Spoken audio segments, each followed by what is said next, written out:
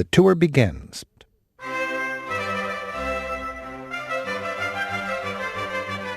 Start on Westminster Bridge, which straddles the River Thames. Walk halfway across the bridge, where you have great views. The river flows from south to north at this point. The London Eye Ferris wheel dominates the east bank. On the other side is the awe-inspiring sight of Big Ben and the Halls of Parliament. Britain is ruled from this building, which was originally a palace built on this spot in the 1090s. For 5 centuries, it was the home of kings and queens. Then, as democracy was foisted on tyrants, a parliament of nobles was allowed to meet in some of the rooms. Soon, commoners were elected to office, and there went the neighborhood. The royalty packed up and moved to Buckingham Palace. A fire gutted the old Westminster Palace in 1834. Only the core part, Westminster Hall, survived. The rest was rebuilt with the faux medieval look we see today. The prickly flamboyant spires epitomized the uniquely British style called Perpendicular Gothic, the fanciest and final stage of Gothic. As this is from the 19th century, it's actually Neo-Perpendicular Gothic. Today, the House of Commons, which is more powerful than the Queen and Prime Minister combined, meets in one end of the building. The rubber-stamp House of Lords grumbles and snoozes in the other end of this 1,000-room complex. The two houses are very much separate. Notice the riverside tea terraces with the color-coded awnings, royal red for lords, common green for commoners. Alluding to the traditional leanings of the two chambers, locals say green for go, red for stop. Britain is ruled by some 600-plus members of Parliament, or MPs, in the House of Commons. MPs commute to the Houses of Parliament by way of a tunnel beneath Bridge Street. Visitors are welcome to go inside the halls of Parliament and watch Britain's government in action. The hours are variable, but you can tell if Parliament's open. Look toward the far south end of the halls of Parliament. If a flag is flying from the Victoria Tower, Parliament is in session. Now turn your attention to the north. That is, look downstream from the center of Westminster Bridge.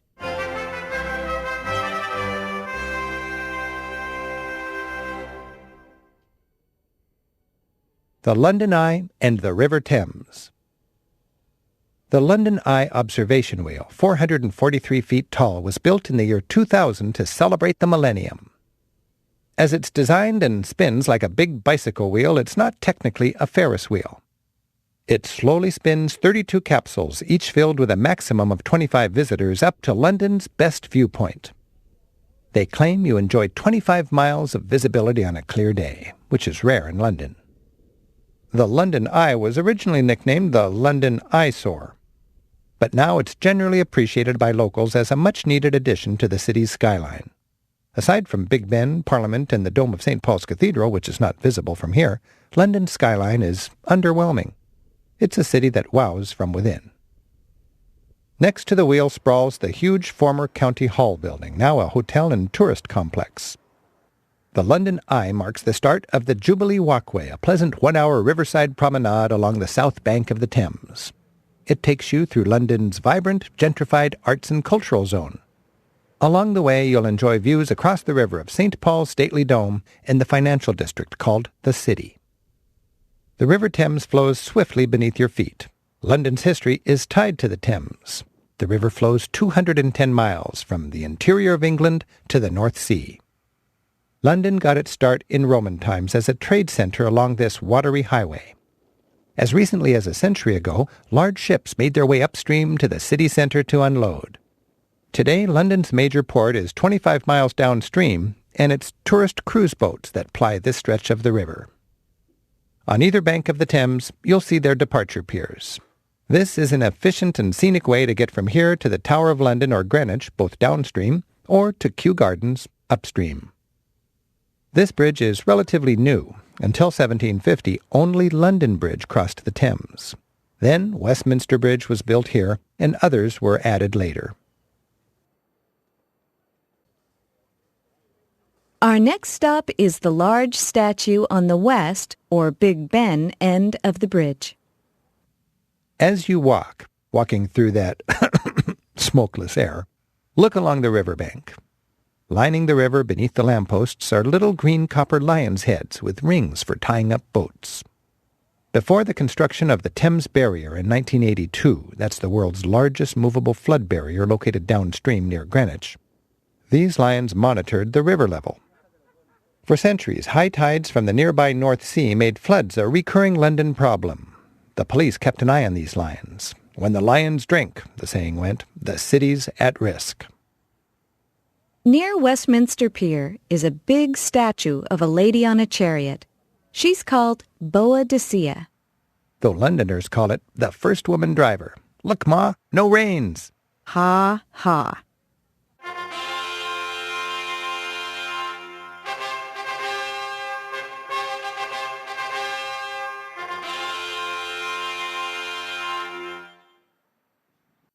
Statue of Boadicea, Queen of the Iceni. Riding in her two-horse chariot, daughters by her side, this Celtic Xena leads her people against Roman invaders. Julius Caesar was the first Roman general to cross the Channel, but even he was weirded out by the island's strange Celtic inhabitants who worshipped trees, sacrificed virgins, and went into war painted blue. The Romans subdued and civilized the Celts. They built roads and made this spot on the Thames a major urban center. Its name? Londinium. But Boadicea refused to be Romanized. In 60 A.D., after Roman soldiers raped her daughters, she rallied her people. She liberated London, in the process massacring its 60,000 Romanized citizens. Eventually, the brief revolt was snuffed out, and Boadicea and her family took poison rather than surrender. Continue 1 block inland to the busy intersection of Parliament Square. You'll soon reach Parliament Square, a big green expanse lined with buildings. Survey the scene. The halls of Parliament are to your left. Next, find the twin towers of Westminster Abbey, located kitty-corner across the square. To your right stretches the broad boulevard called Parliament Street, which becomes Whitehall. Whitehall leads to Trafalgar Square, where this walk finishes.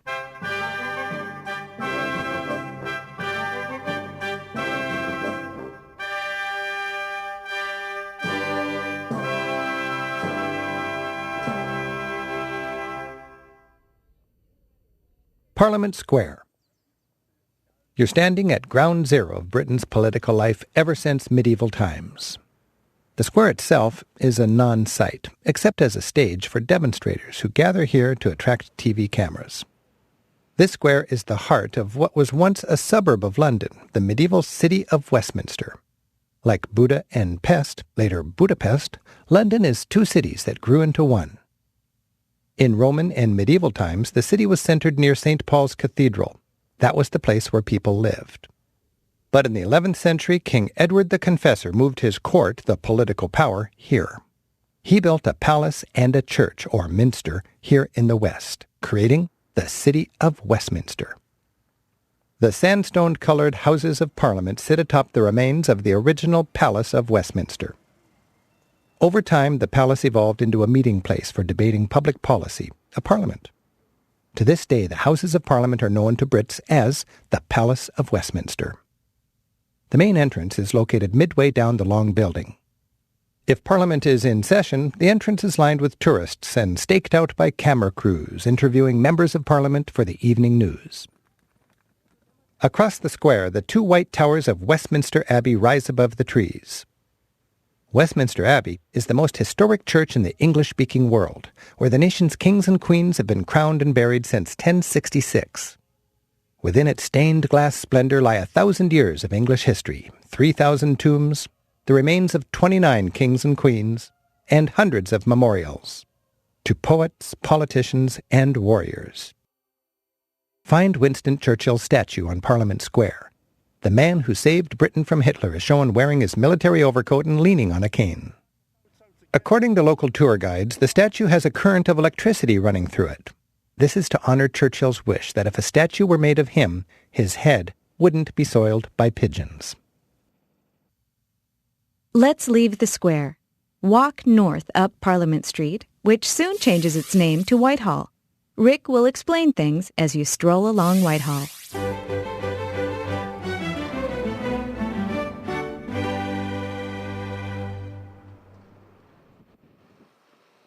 Walking along Whitehall. Today, Whitehall is choked with traffic, but imagine the effect this broad street must have had on out-of-towners a century ago. In your horse-drawn carriage, you'd clip-clop along a tree-lined boulevard. You'd pass well-dressed lords and ladies, dodging street urchins, dazzled by the white marble walls of this man-made canyon. Whitehall is the most important political street in all of Britain. It's lined with the ministries of defense, finance, treasury, and so on. You may see limos and camera crews as important dignitaries come and go. Political demonstrators come here to wave signs and chant slogans, sometimes about familiar issues and sometimes about the obscure struggles of former British colonies. Notice the security measures. Iron grates seal off the concrete ditches between the buildings and sidewalks for protection against explosives. The city's been on orange alert since long before September 2001, but Londoners refuse to be terrorized. As you approach the cenotaph, on the right-hand side of Whitehall is a colorful pub, the Red Lion. On the left side is King Charles Street, which leads about a block to the Churchill Museum and Cabinet War Rooms. This was the underground bunker of 27 rooms that was the nerve center of Britain's campaign against Hitler. If you're into 20th century history, this is one of London's most fascinating sights. Now, turn your attention to the cenotaph.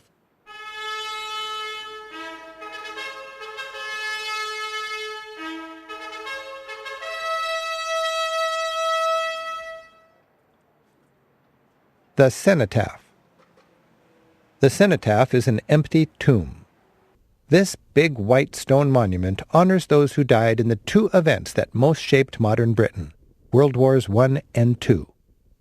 The monumental devastation of those wars helped diminish the importance of Britain on the world stage. Atop the pillar sits a ceremonial stone tomb. You'll see no religious symbols on this memorial. The dead honored here came from many creeds and all corners of Britain's vast empire. The cenotaph looks lost in a sea of noisy cars, but on each Remembrance Sunday, that's the one closest to November 11th, it takes center stage. As if eternally pondering the cenotaph, an equestrian statue stands just up the street. It remembers Field Marshal Douglas Haig, the commander-in-chief of the British Army from 1916 to 1918. Haig was responsible for ordering so many brave and not-so-brave British boys out of the trenches and onto the killing fields of World War I. In 2005, a new memorial was constructed just beyond the cenotaph. This black slab honors the women who fought and died in World War II. Its empty uniforms evoke the often overlooked sacrifices of Britain's female war heroes. The huge building across Whitehall from Downing Street is the Ministry of Defence, or MOD. This bleak place, the British Pentagon as it were, looks like a Ministry of Defence should. In front are statues of illustrious defenders of Britain, including Field Marshal Bernard Montgomery of World War II. Monty, as he's known, commanded an army of tanks that beat the Nazis in North Africa. He defeated Erwin Rommel, the notorious Desert Fox, at the Battle of El Alamein. This victory gave the Allies a jumping-off point to retake Europe. Along with Churchill, Monty breathed confidence back into a demoralized British army, persuading them that they could ultimately defeat Hitler.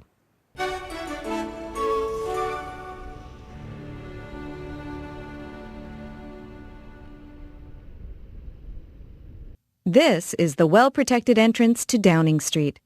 Belly up to the gate and peer down the street to locate London's most famous address. Number 10 Downing Street. Britain's version of the White House, where the Prime Minister and his family live, is at number 10 Downing Street. It's the black brick building 300 feet down the blocked-off street on the right-hand side. It's not at all obvious since number 10 has a pretty nondescript entrance. But the black door marked number 10 is a highly symbolic point of power, popular for photo ops to mark historic occasions. This is where suffragettes protested in the early 20th century, where Neville Chamberlain showed off his regrettable peace treaty with Hitler, and where Winston Churchill made the famous V for Victory sign. This is where newly elected prime ministers celebrate victories and where they pose with visiting American presidents to show solidarity between the close allies. The guarded metal gates were installed in 1989 to protect against Irish terrorists. Even so, Number 10 was hit and partly damaged in 1991 by an Irish Republican Army mortar. It was launched from a nearby van. These days, there's typically not much to see unless a VIP happens to drive up. Then the bobbies snap to and check credentials. The gates open, the car is inspected for bombs, the traffic barrier midway down the street drops, the car drives in, and the bobbies go back to mugging for the tourists.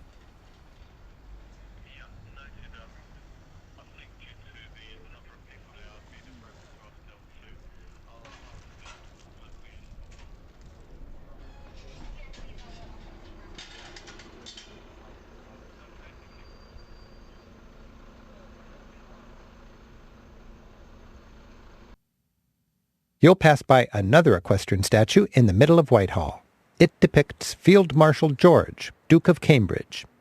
The grandson of Mad King George III, he served as Commander-in-Chief of the British Army for 39 years. He inherited the job in 1856 when Britain's global empire was peaking, then oversaw the Army's gradual decline. You'll soon arrive at Number 26, the Old Admiralty Complex. Hail Britannia, Britannia rules the waves. Bum bum bum ba-da-da-da-dum bum. This was the headquarters of the Royal Navy when Britannia ruled the waves. Now look directly across Whitehall. You'll see the old Clarence Pub. Behind the Clarence Pub once stood the original Scotland Yard.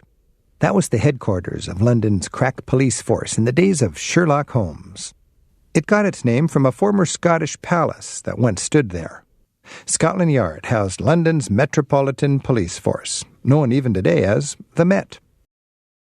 These days, London's police force, the Met, is headquartered at New Scotland Yard. It's located not far from here, just a few blocks past Westminster Abbey. Imagine, here in Westminster, they were erecting these shiny marble monuments. Meanwhile, across town, the old city was in decay. The wealthy were fleeing west. When you read Charles Dickens, you can actually see that London itself was a tale of two cities. Victorian London had a huge gap between the rich and poor, between the wealthy ladies and gentlemen, and the grubby Oliver Twist street urchins. Some things never change. As you approach the big column, look down near its base to find an equestrian statue. Where Whitehall spills into Trafalgar Square, you'll see a statue of Charles I on horseback, the king who was beheaded at the Banqueting House. Charles is remembered today at one end of Whitehall, while the man who had him executed, Oliver Cromwell, is given equal time at the other end with a statue at Parliament. The statue of Charles I stands in front of a small plaque in the pavement. This marks the place from which all distances in the city are measured. You've reached the center of London.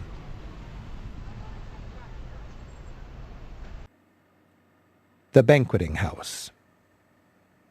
This building is just about all that remains of what was once the biggest palace in Europe, Whitehall Palace. The palace once stretched from Big Ben to Trafalgar Square, which is just ahead of you. Henry VIII started it when he moved out of the Palace of Westminster, now the Parliament, and into the residence of the Archbishop of York. Queen Elizabeth I and other monarchs added on to the palace as England's worldwide prestige grew. The Banqueting House was the sprawling palace's party house. Kings and nobles gathered in the grand ballroom on the first floor for feasts that became famous all across Europe. Finally, in 1698, a roaring fire destroyed everything at Whitehall Palace except the name and this building, the Banqueting House. The Banqueting House, built in 1620, was designed by the influential architect Inigo Jones. He used Greek-style columns and triangular pediments over the windows.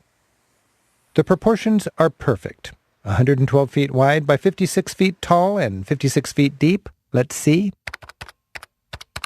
That makes the building a double cube.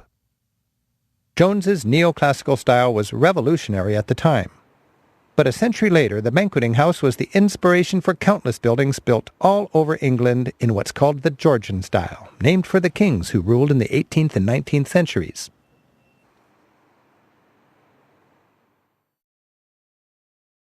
The banqueting house was the scene of one of England's pivotal moments. On January 30th, 1649, a huge crowd gathered outside the banqueting house. A man dressed in black appeared at one of the first-floor windows, then stepped out the window and onto a wooden platform. It was King Charles I. He gave a short speech to the crowd, framed by the magnificent backdrop of the banqueting house. His final word was, "Remember." Then he knelt and laid his neck on a block as another man in black approached. It was the executioner, who proceeded to cut off the king's head.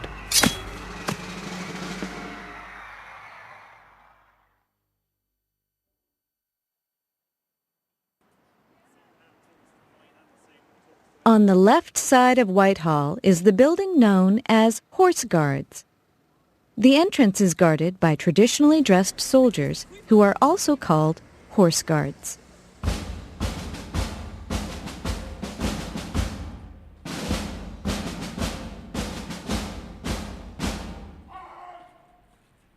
Horse Guards. For 200 years, soldiers in cavalry uniforms have guarded this arched entrance along Whitehall. The entrance was once a key and carefully guarded access point to the Mall, the street that leads to the royal residence, Buckingham Palace. The soldiers are the Queen's personal bodyguard. 2 different squads alternate, so depending on the day you visit, you'll see soldiers in either red coats with white plumes in their helmets, called the Life Guards, or soldiers in blue coats with red plumes, called the Blues and Royals. Besides their ceremonial duties here in old-time uniforms, these elite troops have fought in Iraq and Afghanistan. Both Prince William and Prince Harry have served in the Blues and Royals. The Horse Guards building in the courtyard was the headquarters of the British Army during the American Revolution. The British military continued to be run from here until the bigger Ministry of Defense was created in World War II. The Horse Guards Museum offers a glimpse at the stables and a collection of uniforms and weapons. Back when this archway was a crucial security checkpoint, anyone on horseback had to dismount before passing through. Today, by tradition, you must dismount from your bicycle, Vespa, or Segway and walk it through this historic gate.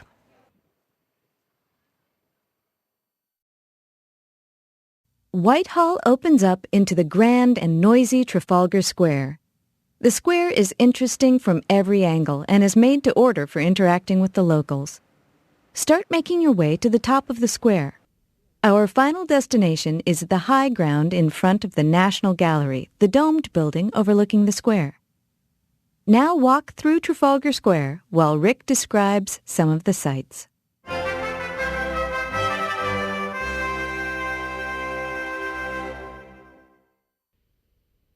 Trafalgar Square. London's version of Times Square bustles around the world's biggest Corinthian column. Atop that column, Admiral Horatio Nelson stands 170 feet tall, overlooking London. He's facing in the direction of one of the greatest naval battles in history, for which this square's named. Nelson saved England at a time as dark as World War II. In 1805, Napoleon was poised on the other side of the Channel, threatening to invade England. Meanwhile, more than 900 miles away, the one-armed, one-eyed, and one-minded Lord Nelson attacked the French fleet off the coast of Spain at Trafalgar.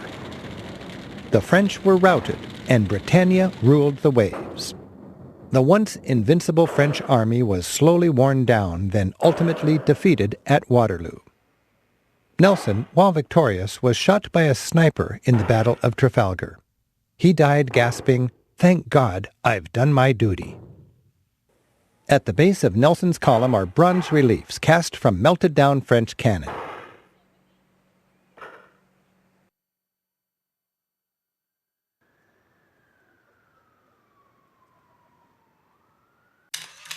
The 4 huggable lions are dying to have their photo taken with you.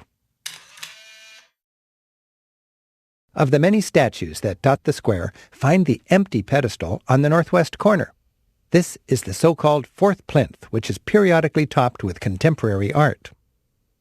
At the top of Trafalgar Square sits the domed and free National Gallery with its grand staircase.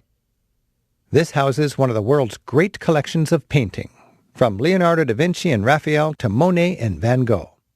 To the right is the steeple of St. Martin in the Fields, built in 1722. This church inspired the steeple over the entrance style you'll see in so many town churches in America's New England.